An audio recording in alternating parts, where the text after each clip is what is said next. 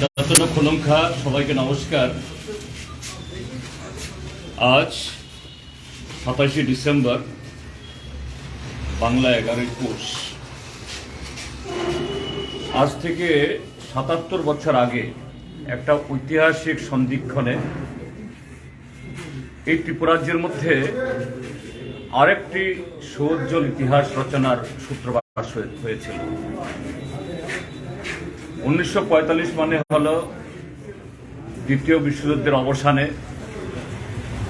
পৃথিবীর প্রায় সমস্ত ভূখণ্ডে যারা অবদমিত, পরাজিত বা উপনিবেশবাদের কবলে বিভিন্ন জাতি তাদের মুক্তির আকাঙ্ক্ষা ছড়িয়ে পড়েছিল। অন্যদিক থেকে আমাদের এই ভারতবর্ষেও ব্রিটিশ সাম্রাজ্যবাদের হাত থেকে মুক্তির জন্য একটা উন্মাদনা সারা দেশব্যাপী আসমুদ্র হিমাচল, সেই চিটাগাঙ্গের টেকনাফ থেকে আজকের পাকিস্তানের খাইবার পাস অব্দি। এই সময়তে এই পাহাড়ি রাজ্য ত্রিপুরা দীর্ঘদিন এখানে সমগ্র শাসন তার অন্ধকারে ডুবেছিল। এখানকার যারা তৎকালীন যুবারা সারা পৃথিবীতে এবং আমাদের দেশে যখন মুক্তির এই আকাঙ্ক্ষা জোয়ার উঠছিল, তারা চুপ থাকতে পারে না। তার এই ঢেউ হিসাবে সে সময়কার যুবা কংগ্রেস, দশরথ, সুধন্য, হেমন্ত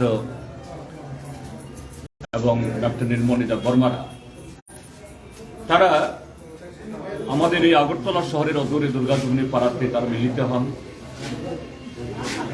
এবং তারা আলোচনা করেন দিনভর সকাল থেকে সন্ধ্যা অবধি কি করবেন। তারা কি রাজার বিরুদ্ধে অস্ত্র ধরে বিদ্রোহ করবেন,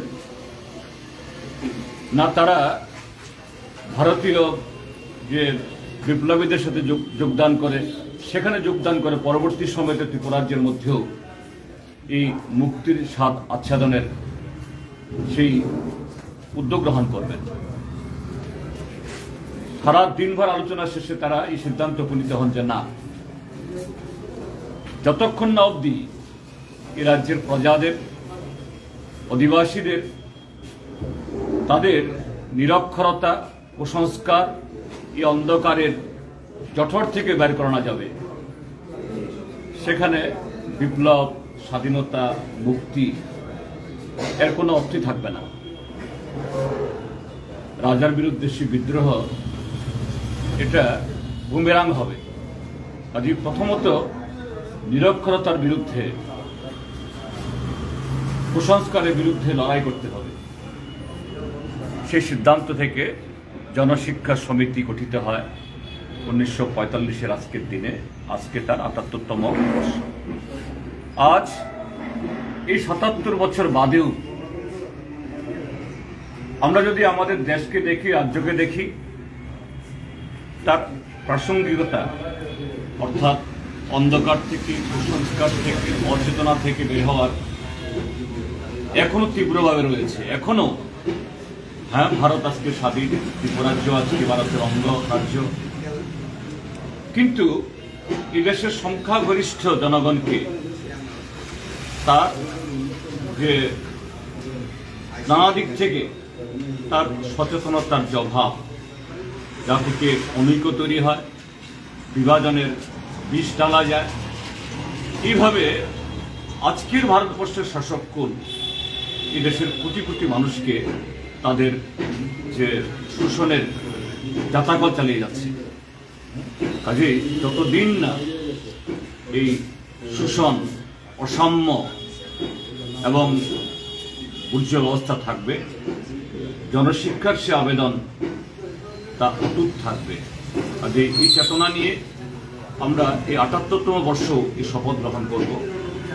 আমাদের দেশ থেকে যারা শিক্ষার শত্রু, সভ্যতার শত্রু এবং অসাম্যের যারা ধারক বাহক, দেশের বর্তমান যে আরএসএস পরিচালিত ভারতীয় জনতা পার্টি, তার বিরুদ্ধে, এবং এ রাজ্যেও যারা প্রত্যক্ষ এবং পরোক্ষভাবে আমাদের দেশের এই শোষক বর্গকে নানাভাবে সাহায্য করছে, তাদের বিরুদ্ধেও আমাদের লড়াই করতে হবে। এবং সে লড়াই এই মুহূর্তে কদিন বাদে আমরা ত্রিপুরার যে একটা রাজনৈতিক লড়াইয়ে যাব, ত্রিপুরার যে ভোট, সেখানেও এই জনশিক্ষার চেতনাকে আরো শান দিয়ে কিভাবে এ রাজ্যে গণতন্ত্র প্রতিষ্ঠা, আইনের শাসন এবং এ রাজ্যের সমস্ত অংশের মানুষের যে ঐক্যে চির ধরানোর যে চেষ্টা, এর বিরুদ্ধে আমরা প্রতিরোধ গড়ে তুলব, সেই শপথ নেব। গণমুক্তি এই জনশিক্ষা আন্দোলনের সেনানীদের আমি লাল সালাম জানাচ্ছি, তাদের স্মরণ করছি আজকের এই পবিত্র দিবস। ধন্যবাদ।